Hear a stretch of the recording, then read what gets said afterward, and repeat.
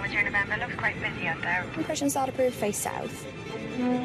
London Heathrow, Europe's biggest and busiest airport, transporting more than 74 million passengers every year.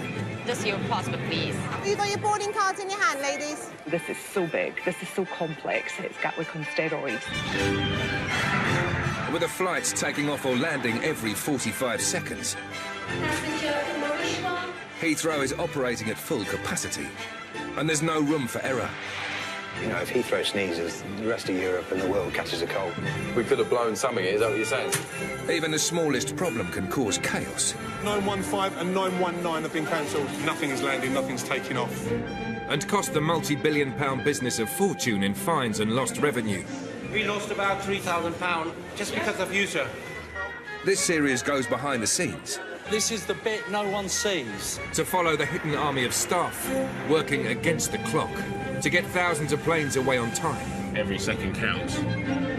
The size of a small city, Heathrow has its own police force. Excuse me, sir. Can I ask you to come with me, please? Paramedics and vets. Wow, okay. From the baggage handlers and security officers. Look at that. Ah! You can't take that on the aeroplane, no. To the air traffic controllers and pilots. I'm not going to say I'm living the dream, but I am. Everyone has a vital role to play. All good, clean fuel. In keeping Britain's most famous airports flying. It's in the hands of God, really. ÚB 203 Gretton, භրɪᴛᴜ face south. Heathrow is one of the busiest international airports in the world. It's home to 80 airlines, flying to 185 destinations in 84 countries. It's 8 a.m. and at Terminal 3, American Airlines is facing one of its busiest days of the year. Thanksgiving, you're celebrating God taking care of you through a rough time.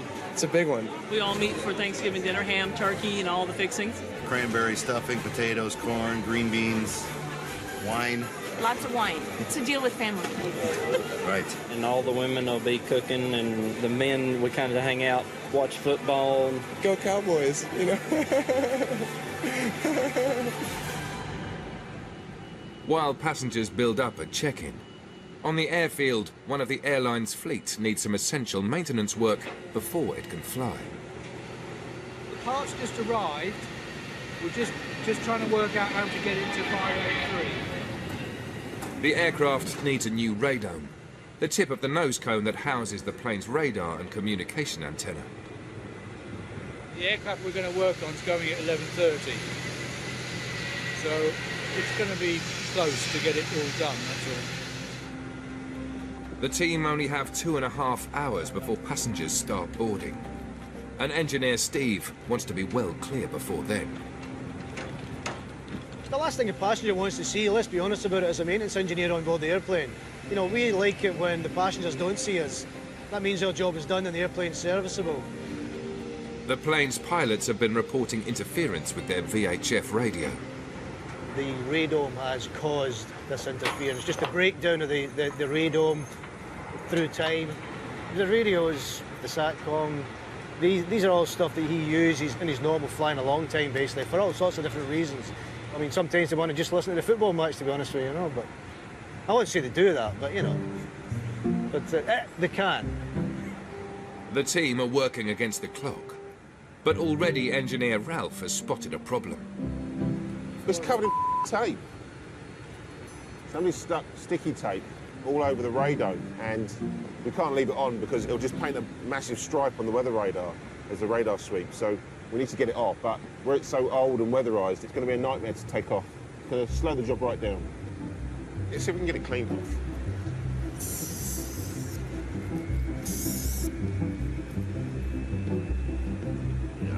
It's so old, it's just breaking down. There's now only an hour and a half left before boarding, and passengers are making their way through security. Please remove as much metallic items from yourself as possible. You're walking through a metal detector. With the clock ticking down, Ralph and Steve have decided to crack on with the job and come back to the tape later. And obviously, as you see, I'm not tall enough to do any of the manual work, so I got to get the big guys in to do it. My big guns, as I call them. A new radome costs more than £40,000. Just let me know when you want it in, Ralphie. Wiggle, please. Give it a little wiggle, that's it. Just a little one, right, we're through. There's so many fine details and they have to be right. Once you've made a mistake, there's no going back, so you've just got to get it right. That's why you have to take your time while you've got it. But time is not on their side. Back in the terminal, passengers are already making their way to the gate. Oh, it's a treat. Fleeting treat. With minutes to go before boarding begins, the radome is on. But one sticky problem still remains. Right, tape. Unless they can remove the tape, this flight will be grounded. So Ralph is forced to improvise. Do you know the trays they serve the food on? We need to get one of them. A rigid plastic tray.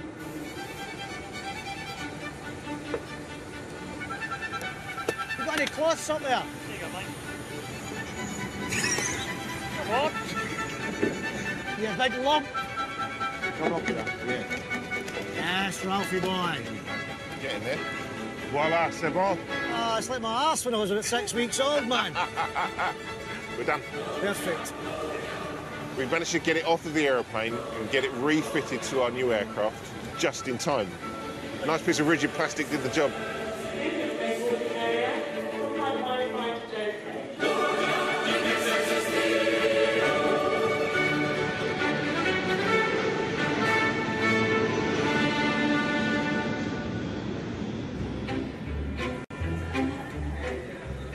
Each day, more than 200,000 passengers pass through Heathrow.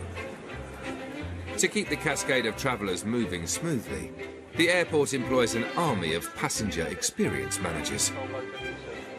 Are you okay, sir? You look a little bit lost. They say that I got their late. Sorry? And they are asking me now to pay £338. Right. And I got here on time. In Terminal 4, Sunita is in the middle of a busy day shift. Hello. Are you trying to repack? No, we're just organising, yeah. Okay, I was going to say, if you wouldn't mind, if you just move up to the side there, because you're right in the middle here. Do you think you have to be bossy to do your job? I don't think you have to be bossy, sometimes you have to be assertive in order to get certain things done. Right, sir, you were late. They tried to help you, and there is no choice but to have to pay. That is not fair. With over 25,000 passengers passing through the terminal each day, Sunita must be ready for anything. Sorry, could you repeat that, please? A passenger with me saying that she's just lost her girl. She's gone missing somewhere here, but she can't find her. I'm on my way. Have you lost your child? Yes, I have. How old is she? She's 2.5. 2.5. What is she wearing? You know the jumper one thing? Oh, like an all-in-one suit? Yeah. With a yellow jacket. Yeah. Spots black. Get control to get on it. We have a missing child, 2.5-year-old, last seen, Zone D. She's wearing a yellow top with black dots on it. We've got a missing child at the moment. You've just heard the call, yeah? Brilliant. Colleagues over there looking. Thank you very much indeed. Guys, I need some help. We've lost a child. Can you just spread out and see if you can find the young lady? It's an environment where there's so many people milling around, and not everybody is a traveller. And actually, all you can see is the tops of heads here. It's now been almost 10 minutes since the child was last seen. Right, over that way. I'm going to go this way. I've got trolleys looking as well.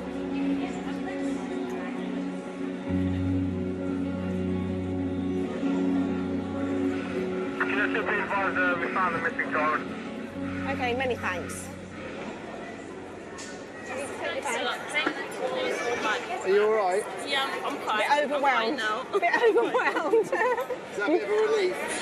Very relief. More than Was she with anybody? She just wandered off, did she? Is that what happened? I think so, yeah. I think she called me when I was going to the toilet.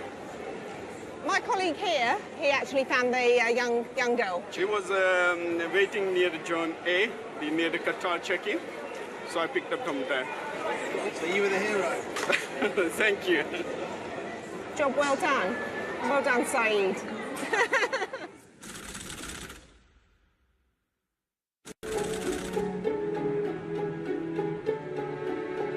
Heathrow employs over 75,000 people, and they all have to work in sync to get passengers away on time. One of the main bottlenecks is security, where staff have to process over 100,000 travellers a day. Thank you very much.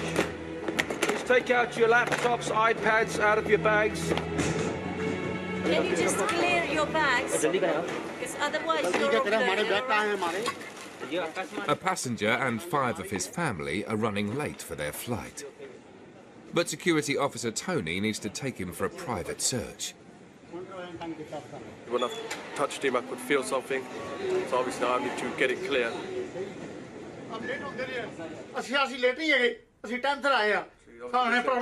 She said obviously they came time and they've been here 4 hours outside, but obviously because they had loads of bags and stuff to check in and that. After being delayed at check-in, the man is now running out of time to claim back a £500 VAT refund. The airline's waiting outside for him. We'll get you checked and then we'll... Check Because I want VAT. He said don't have time. We 4 hours before here. 5 hours. I'm not happy. The airline guy who's in charge, he said that if he goes for his VAT, they're going to offload him, so that's why he's not really happy about that. We have children. She give me too much problem. He said they could keep us there. We'll try, we'll have a word with them and see if they can just quickly... I'm not bad man. But to see that nigga. Share kar lo button mar lo. We'll see what we can do. The passenger has been cleared by security, but he's now very late for his flight, and a chaperone is waiting to escort him to the plane. He's going to miss the flight now because it's already 2 minutes past the Please, you help me, please. You help me. No, we sir. have 500 pounds. We don't have any time for VAT. We have to upload you then.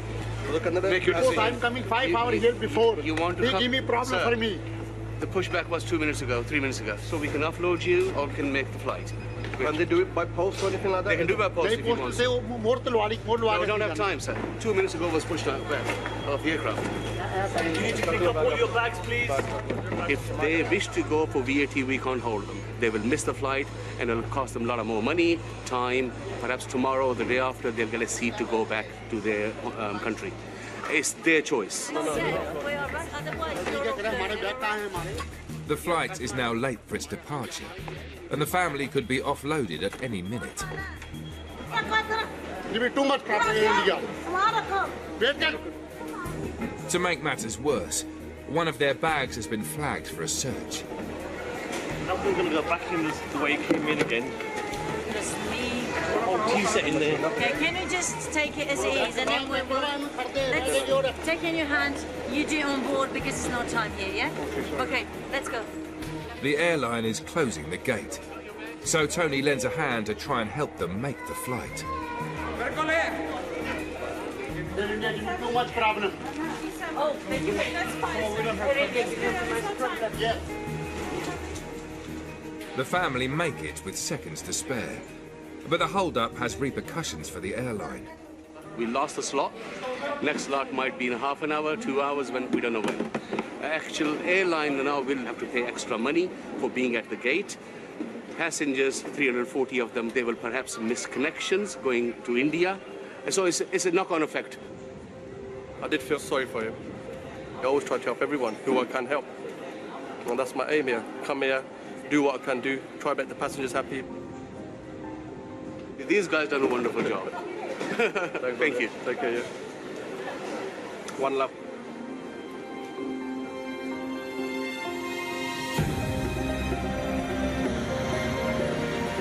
Each year, over 470,000 planes take off and land at Heathrow, carrying up to 75 million passengers. But not everyone is welcome at the airport.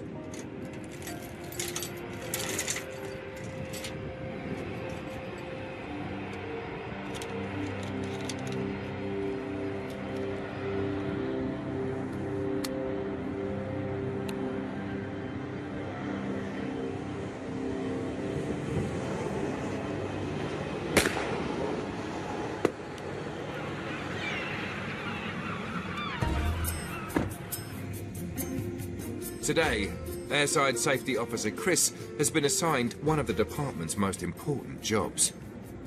Most people wouldn't believe it, and if you said it, they'd probably laugh, but we have to spend part of our day making sure that we disperse birds. Heathrow attracts a hell of a lot of birds. You've got a lot of grass where they can hide from prey. There's a lot of food source around. Aircraft and birds just do not mix. When the aircraft is taken off, they'll hit a point called V1, which basically means where an aircraft cannot stop. It has to take off, and that's when the engines are working at maximum power. And if you've got an impact of a bird at that exact moment, I mean, the worst case scenario, it could bring an aircraft down. Birds are right up there with something that can cause a major accident and impact on an aircraft's safety. At the end of the departing runway, a flock of starlings is gathered on top of the instrument landing system. See all those birds there on top of the ILS. So this is one of our methods for dispersing birds. It's called scarecrow. We can select whatever birds we need to disperse. So we'd go to starling and basically play the sound. It's a distress call.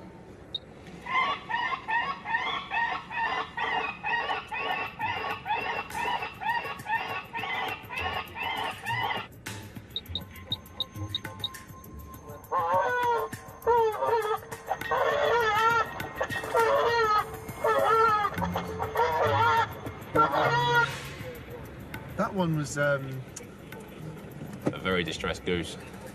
Yeah, that sounded pretty graphic. The birds are refusing to budge. And with the plane taking off every 80 seconds, Chris needs to move fast. So these are pyrotechnic shoes, kind of like a small firework. So you just load it up in the gun, fire in the air, it'll shoot up and just make a loud bang noise, and that should just deter the birds and scare them to just shoot them off.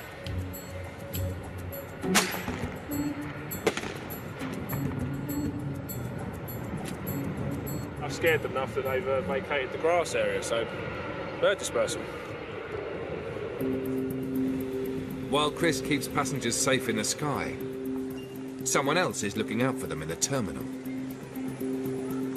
London Ambulance Service employs a team of cycling paramedics at Heathrow. Bikes are a fantastic way of us just getting around and giving a really quick response to jobs with everything on the bike that we could possibly need as a mini ambulance. Paramedic Izzy has been called to a passenger complaining of severe abdominal pain. You okay? You feel okay? Just the pain. Just the pain. Right. Do you want to sit on here for a minute, my love? Where it's a little bit more comfortable. Lovely. So, abdominal pain, both sides, worst on the left. Okay, when did it start? Like a week ago, but very, very... Faint? Yeah. Okay. And is it, what, today? Has it got really, really bad? Yeah, I could leave the bed today. Okay. Have you taken any pain relief? No, because I am pregnant, so okay, so you're pregnant. Yeah. Right, okay. First baby? Yeah, and she's moving. Sorry? She's moving. She's moving? Yeah. That's even... It's a she? You sure? Yeah. Awesome. Lovely little girl. Beautiful. Okay. Letitia and Raphael are already checked in and are keen to get home to Brazil. But Izzy insists on a thorough check to make sure Letitia is fit to fly. So, I know you're saying that you've had this for about a week, and it's gradually got worse, yeah? Yeah. But has it changed in area at all, or is it always been concentrated here? Always been there? Okay. So the problem is that as the belly gets bigger in pregnancy, you can get kind of pains like this. But because something in there is very, very precious and very, very important, we never tend to mess around with pregnant ladies. Okay. So I'd like you to go to hospital, please. Yeah? Yeah. Okay. It could be nothing at all, but we don't want to risk baby or you. You know, where are you flying to? It's about 11-hour flight. No, yeah, okay, so no chance. Yeah, they can rebook your flight. Okay? Okay. All right. Thank you. Good, no problem whatsoever. Shall organise an ambulance for you, my love. Could I have an ambulance, please, for my patient? She needs a checkup at maternity, over. Keep yourself nice and warm. Okay. After a visit to hospital, Letitia was given the all clear, and the couple flew back to Brazil the following day.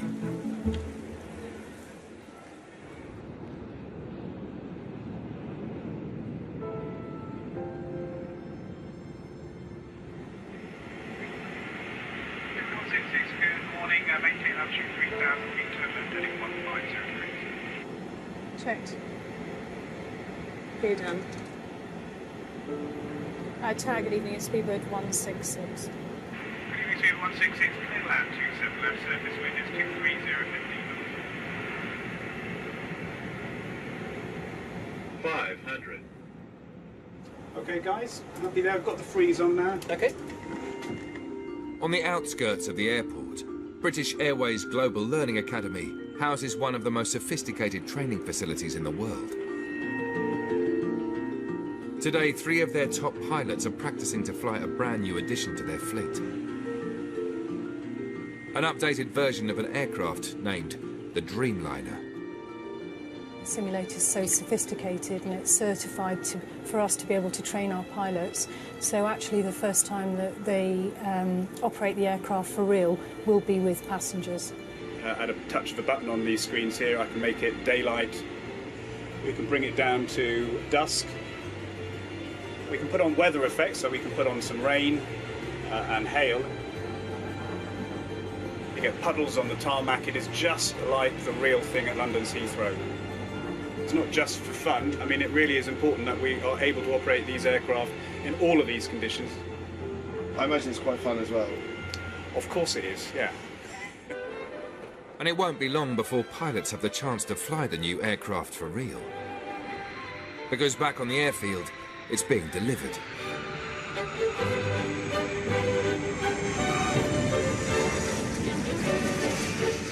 In less than 2 weeks, the £185 million plane will set off on its inaugural flight to Kuala Lumpur. And there's a lot at stake for the airline. Everybody's watching that Dreamliner for the first time going off to Kuala Lumpur, so we don't leave on time, we may not arrive on time. A vast amount of people within BA all focus on that inaugural flight to Kuala Lumpur. Back at the Learning Academy, cabin crew are being drilled in the art of service. And flight attendant Claudia will be looking after first-class passengers on the maiden voyage. I'm just going to see if my training is still up to scratch, if I'm at an acceptable level. Along with 7 other trainees, Claudia is brushing up on the airline's afternoon tea service, led by instructors David and Jazz. May I? Please. A lot of our customers from around the world will book a British Airways ticket the afternoon tea. because they like the Britishness of us. Thank you. We have the cup, then the milk jigger, the sugar bowl with sugar tongs, and then the teapot. The handles must all point to 4 o'clock, just to give it symmetry. Does one enjoy afternoon tea more if cups and saucers are placed at 45 degrees? It's symmetry everything in such an angle that it looks pleasing to not just enjoy, but to look at as well. In just 12 days' time, Claudia will be put to the test on the inaugural flight. It is a very important flight, it's high profile, and we want to showcase this flight. We want to get it 100% on this flight, absolutely.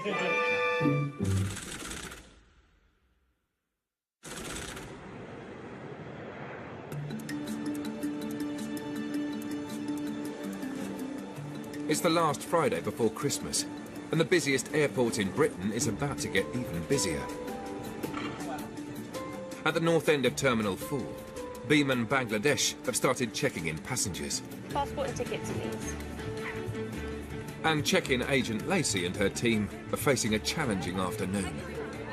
It's daunting more than anything because it will be busier today than it is, I can imagine, any other day of the year. It's just over 400 passengers. They want to get into Bangladesh before Christmas. So we have to make sure that we do all work as a team to get the aircraft gone on time. Because if it doesn't go on time, then big penalties for delayed flights. So we don't like delays here.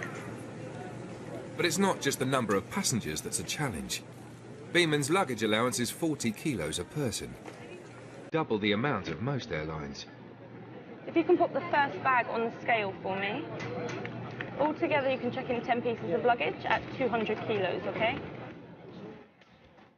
And Բrɪᴛ passengers are renowned for using every last gram.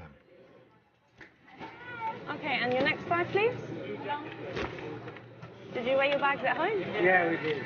200 kilos, exactly. Wow. Exactly. Yeah, well exactly. done to me. You did very well. Lacey and her team have less than 3 hours to check in all 400 passengers and 18 tons of luggage. Waiting in line is Mr. Ahmed, who's travelling with his wife and 5 children. So shall we start putting them in? So how many do you have at the moment? 18 pieces with 3 cabin bags. Great. With including 3 cabin bags. You seem to have a lot of bags. Yeah. We don't wash our clothes there because when you do, it gets funny color. Yeah, so we just use and put them away, use and put them away for 1 month. When we come back, my wife got a lot of cleaning to do, a lot of laundry. Yeah.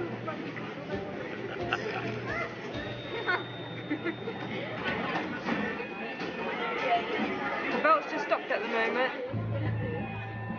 Lacey's team have only an hour left to close check-in, but they've hit a problem. The bags got stuck just on the corner, and when there's an outpour of bags, they're all just going to clog on top of each other, so we had no choice but to smack the emergency button. It's really not good for us. Worst case scenario, the flight is delayed, and obviously that's big penalties for delayed flights. While the Բrɪᴛ check-in grinds to a halt, security officer John and his team are trying to keep passengers moving. All liquids must be removed, please, out of your bags. The security department have to clear more than 73 million bags a year. All right, here we go. And luggage that's been flagged by the X-ray machine has to be searched by hand. Okay, it would appear possibly liquids in your bag. Let's just confirm that. Yeah, there's a strong possibility. If you can unzip the main zips, but please do not insert your hands inside it, and we'll start the search. Following a foiled terror plot in 2006, all liquids coming through must be less than 100 millilitres and placed in a clear resealable plastic bag. Okay, so let's look at the item. Is that it? That's one item we started with. This is basically this is considered as a liquid. Oh, creams, gels, paste. Shit. Yeah. But it's okay, it's not over 100 ml, so you're fine there. Oh. Right, so we'll put that in the liquid bag and we'll do a quick test. Any liquids found in luggage must be tested for explosives.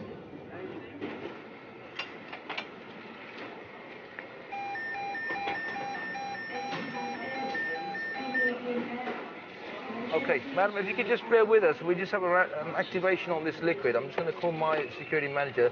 I'm just going to run through a few questions with you. This has been checked, and when I put the swab in, activation. The bag has been isolated from the passenger. John needs to conduct further tests on the liquid. Meanwhile, his security manager questions the passenger.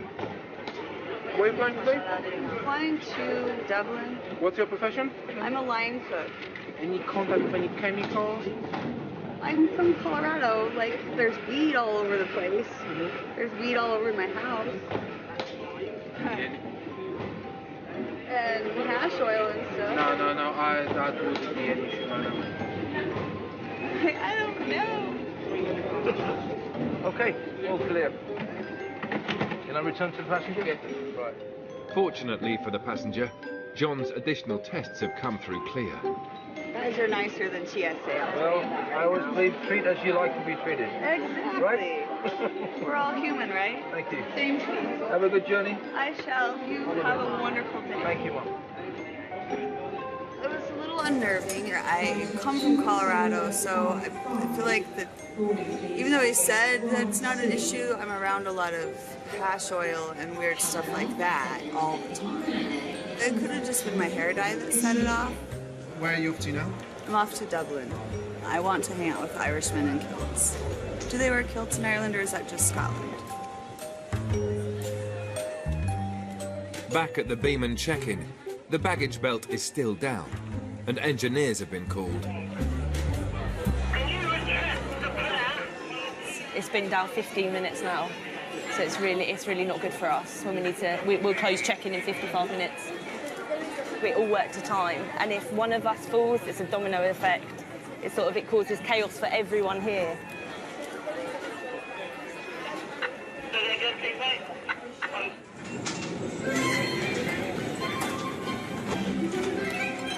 After a 20-minute delay, the engineers finally fix the belt. Lacey's team now have only 50 minutes to check in the rest of the passengers. It's doable, she says. Fingers crossed.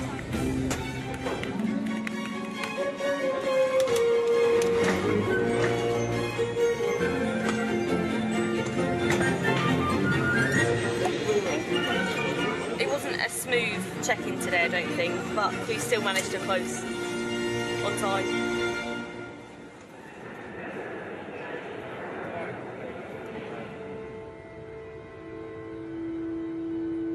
As night falls on the airport, animal vet Liz is preparing for the arrival of some exotic cargo. They're going to bring him in there, yes, back there. The animals have flown over 11,000 miles from the other side of the world. The ones you see today are not going to be at their most relaxed, obviously, because they'll be taken out of a crate and all the rest of it. They're going to be a bit jumpy and it's all very strained. Annually, Liz and her colleagues at the Animal Reception Centre deal with over 250,000 animals. And tonight's shipment is the biggest of the year.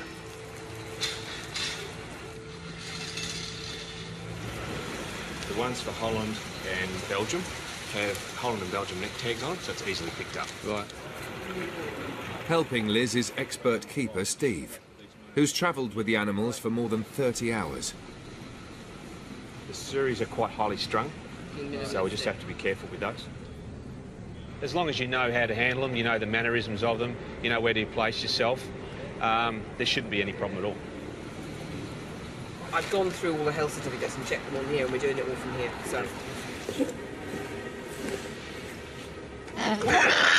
Oh my God!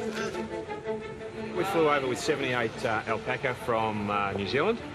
We've got one for the UK, 3 for Sweden, a couple for Belgium and Holland, 32 for France, and the rest for Germany.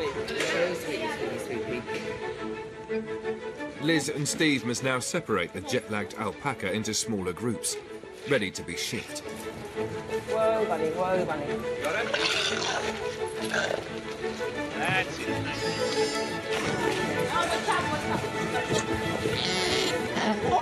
Just stand back. Just stand back. Let him just walk around in the compound for a minute. Just don't rush, don't rush.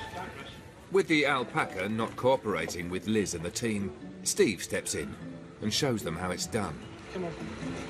Come on, come on. Good boy, good boy. You can quite easily hold them.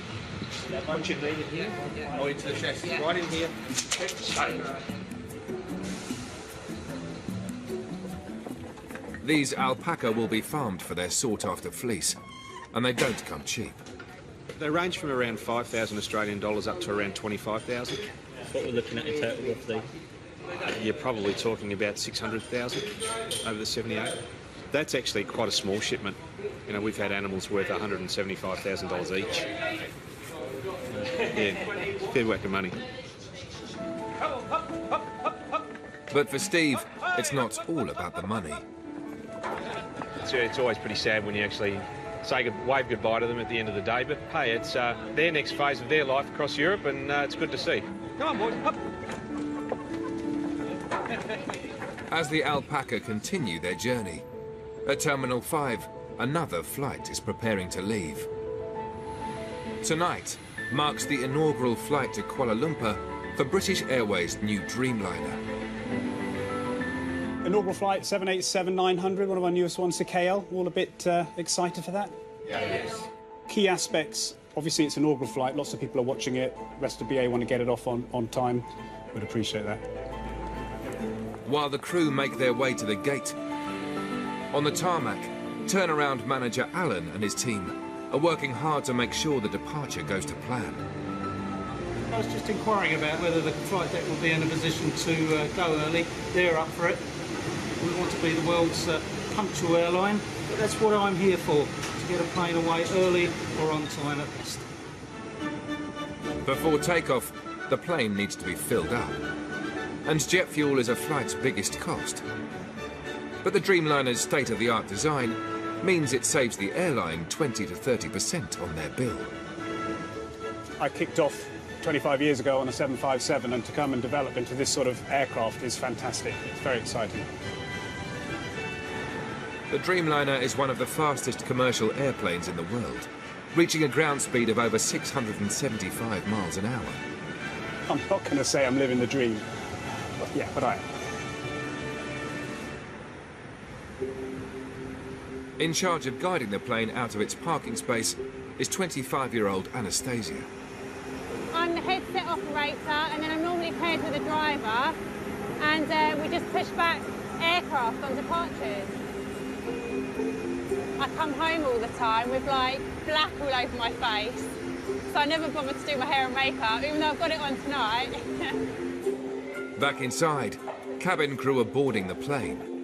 And this will be the first time Claudia has stepped foot on a Dreamliner. Hello, everybody. Welcome to the Dreamliner. This is our brand new aircraft. This is first class. I would like to travel like this. It's got a vanity mirror. Oh, yes, I'm here. Beneath the wing, co-captain Meredith is doing her final checks before the plane is deemed fit to fly. Looking that the blades are rotating, any damage within the engine itself, any unusual marks on the aircraft, really. So if we found something and we weren't quite sure, not quite sure is not good enough. Boarding has now commenced, and with less than 30 minutes until departure, everyone must pull together to ensure the plane leaves on time. It's now given me the ability to communicate, so I shall request the route. May I take your jacket, sir? Ellen, good evening. Hello, can I take the ground power out yet, please? Thank you. Thank you.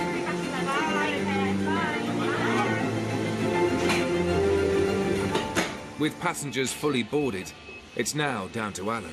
10:02 is departure time, and we're hoping we might be able to get it on its way 5 minutes early. It's just downstairs that I'm hoping it's coming together, and it looks like it's doing just that. Hello, flight. I just need to get an update from the refueler because he hasn't budged yet. I'm not sure if his vehicle's working. The plane is ready to go with 5 minutes to spare. But there's a problem. The refuelling rig is, how we say, gone US. He can't move it.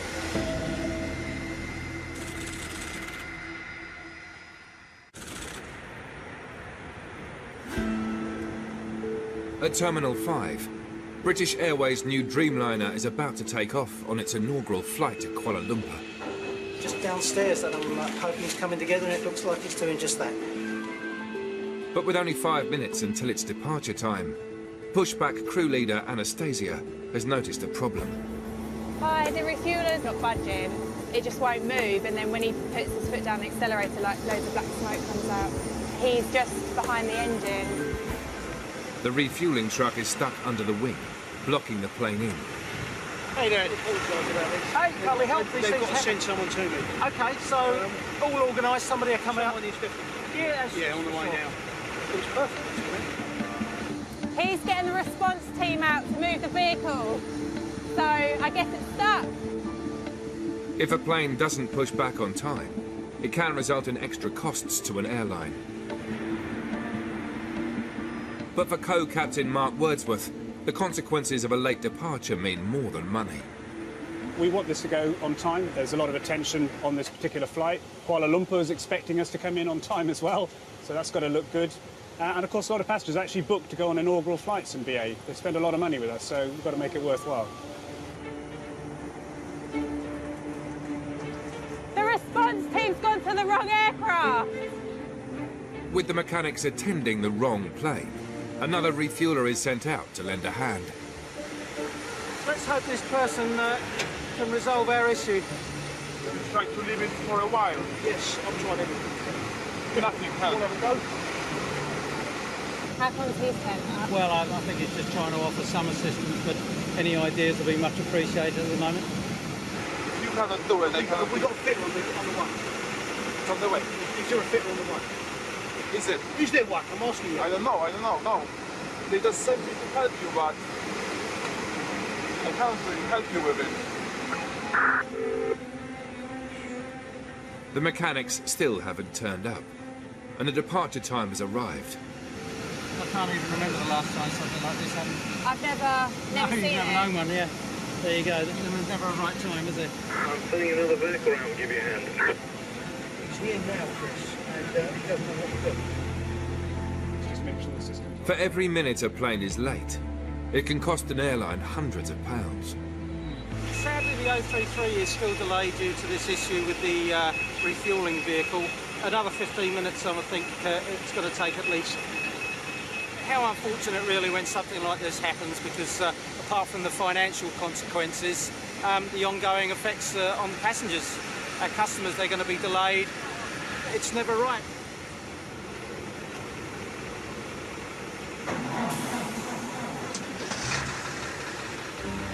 "13 minutes after the scheduled departure time, the refuelers finally get the truck started. There you go, these things happen. All right, take care. Right, our problems are resolved on the 033 on stamp 518. If you can put it ready to go in now, that'd be great. Everything's sorted, flight crew have called for clearance, and now we're going to push. Still a bit disappointed that we weren't able to go a bit sooner. And we still haven't gone, have we?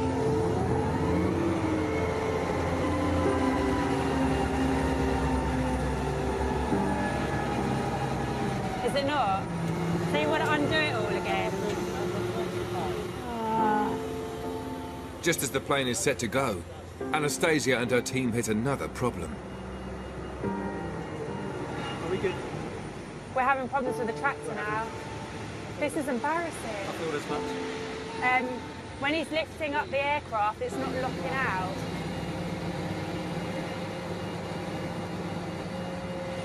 The tractor is unable to lift the aeroplane in the way that it should be able to. So she's just trying to work out what might be the issue. But second issue on one departure, it's more than we would hope for. We might have to call another tug out, yeah. Wow. See what happens.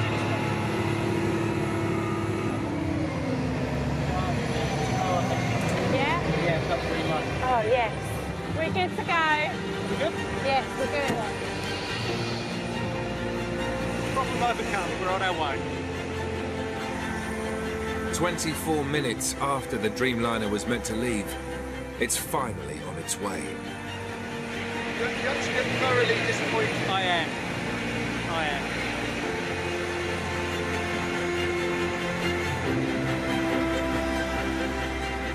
People in our role. We have a passion. It's our job to get our departures away on time. That's what the customer is looking for. That's one of the most important things to him. So we go out of our way to enable that to happen. I've done that. Everyone's done that collectively as a team. Unfortunately, breakdowns, as we saw, delayed us. So, yeah, just move on to the next one. The next one will be good, I'm sure.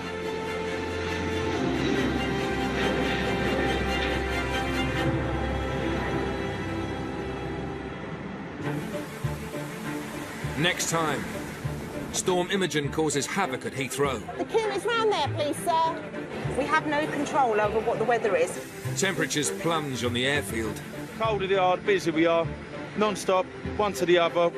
And one of the airport's newest staff members gets his hands dirty. Oh, treasure. I didn't think I had much of a weak stomach.